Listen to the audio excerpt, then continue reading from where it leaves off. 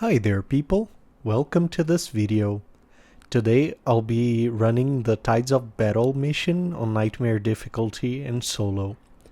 I'll be using my assassin as it's the class I prefer, and I would usually recommend it for doing solo Nightmare for a variety of reasons, but let's talk a bit about that later.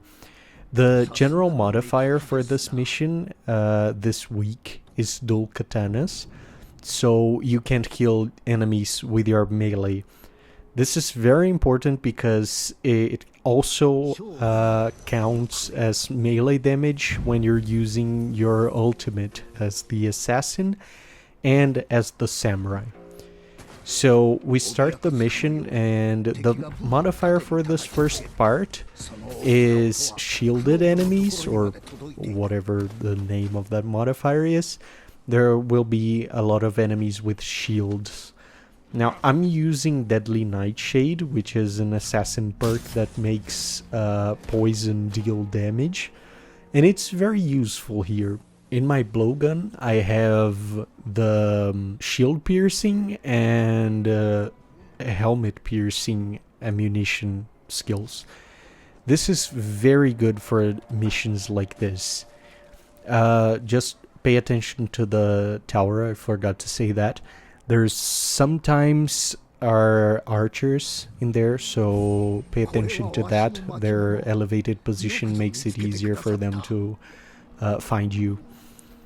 I make a mistake and I didn't realize that I couldn't kill the enemy with an assassination, but I fix it. Here you can actually throw this enemy off board, and it's a bit weird, but sometimes it can happen. I use the normal bash. In case you don't know, you can run and press circle and you will bash the enemy. Here in this first part, you don't actually need to kill all the enemies in the beginning. You only need to kill the enemies in the boat and destroy the fire spear. That's all you need to do to progress the mission. In this case, I saw a lot of Oni, and I decided I don't want that for my life. So I go for the enemies on the boat. The good thing again about the shield piercing and helmet piercing on the blowgun is that I can hit the enemy when I need to. And that is very important, mainly in this mission. As you could see, when I was hitting an enemy with the melee earlier, I was trying to proc the Poison Blade perk, but it unfortunately didn't happen. It's very interesting how it can be so consistent sometimes, and other times you'll hit the enemy like 20 times and nothing will happen. So I just give up and I quickly shoot with my blowgun. This is a very good idea for this specific mission and this specific modifier. Keep in mind that depending on the week, the modifier for the Nightmare mission will change. So in case you're looking for tips for this specific modifier, dual Katanas, you can use your ranged weapons for a quick kill. You can use the kunai also for a quick kill. If you have the spirit kunai, the what is it called, the legendary version, that is extremely good in situations like this. If you're running, for example, a samurai that really that relies a lot on melee combat, the spirit kunai may probably be your best option in this case. You can also use Burning Blade, which has a chance to apply burning. If you apply that, and it will kill the enemy that you're using the melee. You'll see it happen with Poison Blade that I have on this katana. It will kill some enemies for me, so it's very useful.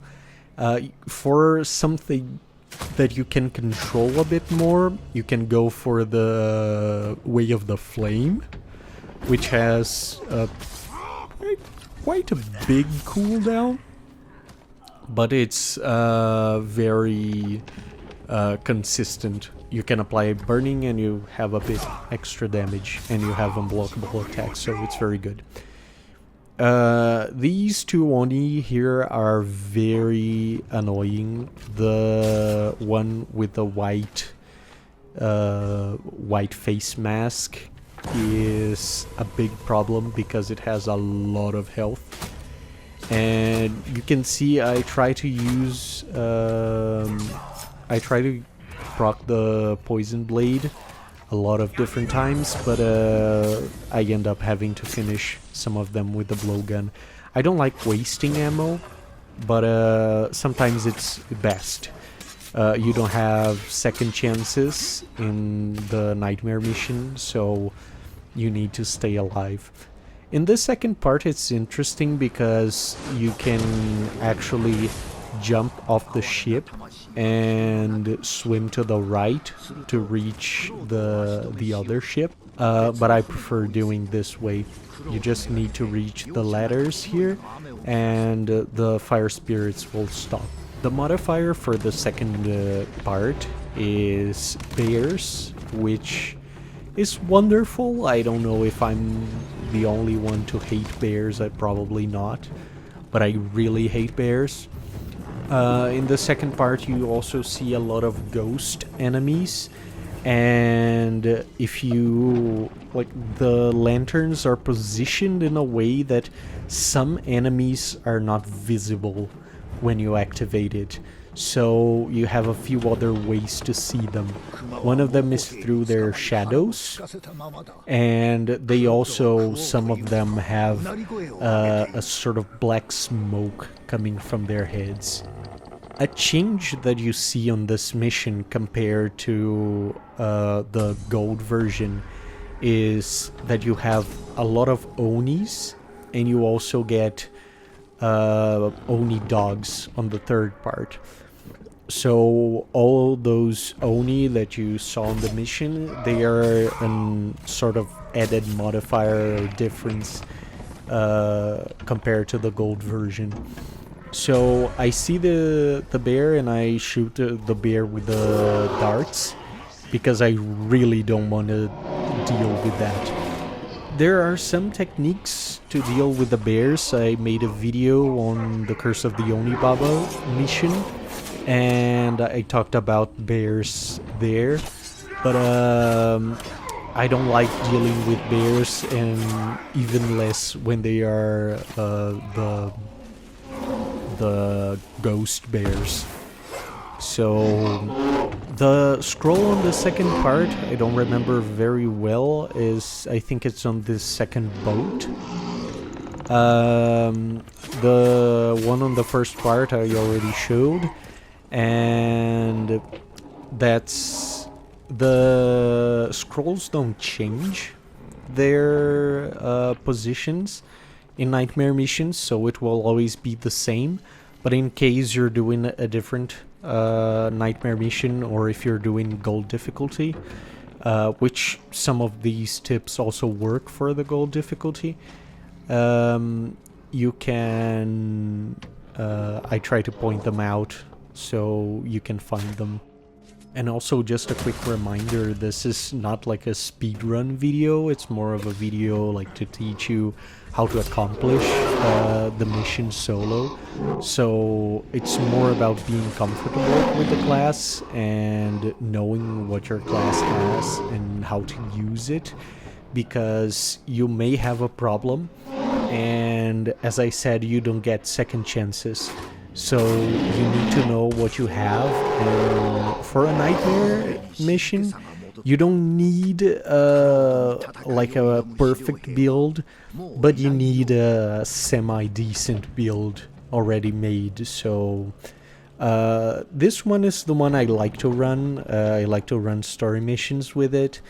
You can find a lot of different assassin ultimate builds that use different gear, and they're very good for speedrunning.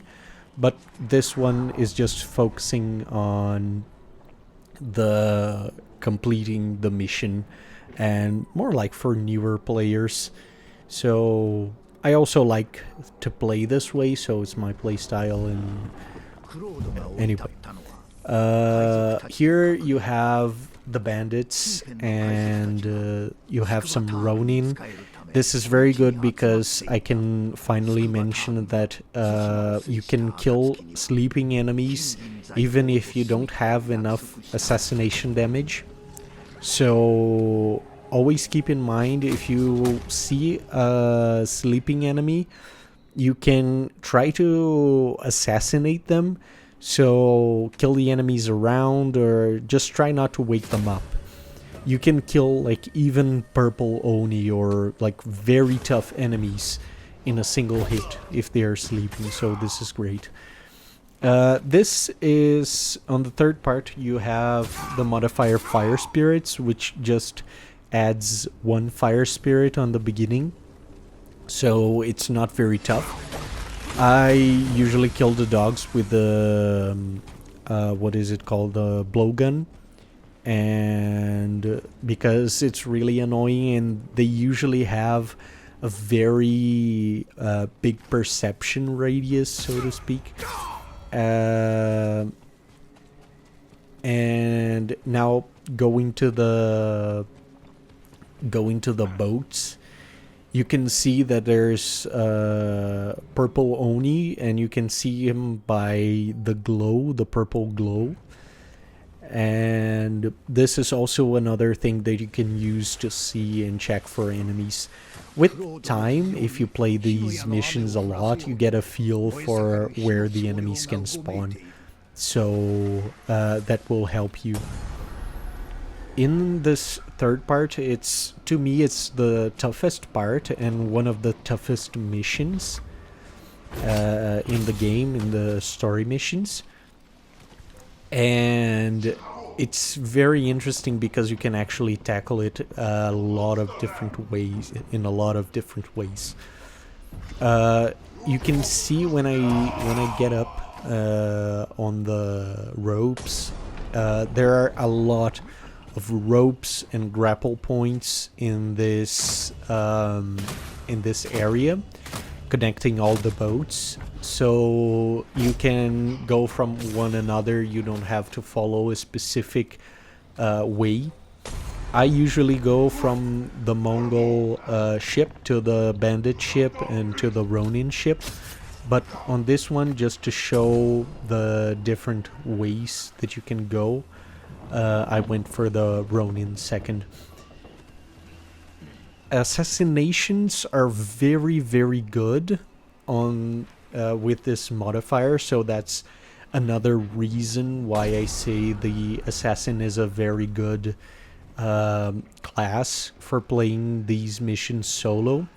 The other reason is for the smoke. I'm using group vanish because that's usually what I use when I'm running on a group, when I'm running with a partner in this nightmare mission. It helps a lot, and even if you're not very coordinated. But I would recommend using either the refreshing vanish, which gives you a bit of life back when you use the smoke. It also has the same low cooldown of the group vanish, or you can also use the one that spreads poison.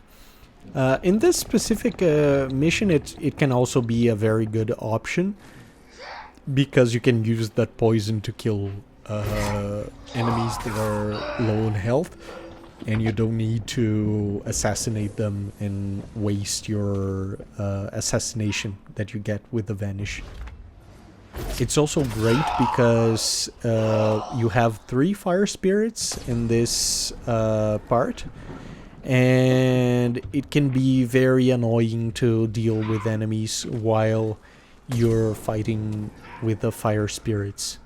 So having this invisibility and assassination is great for clearing the enemies without having too many problems.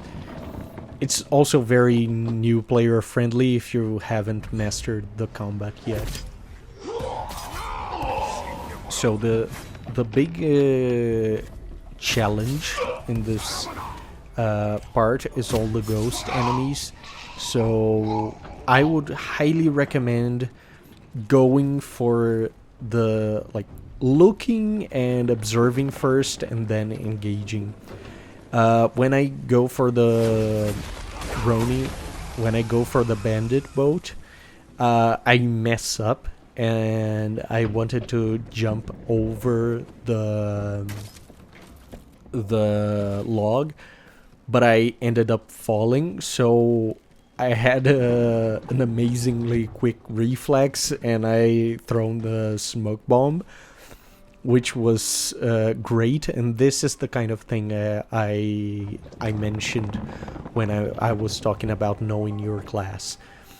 You have to know what you have available, so in case you make a mistake, you have something to go back and or you have something to fall back on. As you can see, after you kill them all, you have to face the boss, and it has sort of like 2 stages. You have a lot of ammunition around in these offerings around, and this is great because it allows you to use your ammunition quite a bit.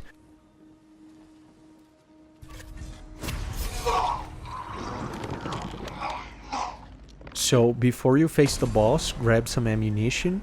There is a healing drum near the boat also, so you can use that in case of emergencies. I would recommend leaving it for the boss, but if you have an emergency, you can use it. You also get health from picking up the ammunition from the offerings, so that's also another possibility. After you kill the enemies the first time, jump from that platform because the new ones will spawn. If they spawn and you're not there, they will just act as if they were unaware. So if you're there, they will see you and you'll have to fight them. So this way you can go back and get some ammunition for the second wave. You can tackle both waves in different ways. They both have the boss and 2 Oni and 2 other enemies. There are benefits in tackling the Onis first, but usually if it's the brute Onis, I like to leave them for later because they are quite easy to deal with if you are if they are alone. So that makes things way easier. For the second part, I would say killing the Onis, the purple Onis first may be a better idea. But it really depends. The 2 enemies on the second phase are the 2 extras, are very easy to assassinate if you're with an assassin. I don't know about the other classes, so you can use that. And that's basically it. Try to kill the boss very quickly and throw everything you have. Use your ultimate knowing that you cannot kill enemies with it. And that's it. Good luck. I hope this video helped. Leave a comment if you have any questions. I usually answer all the comments. And thank you very much for watching.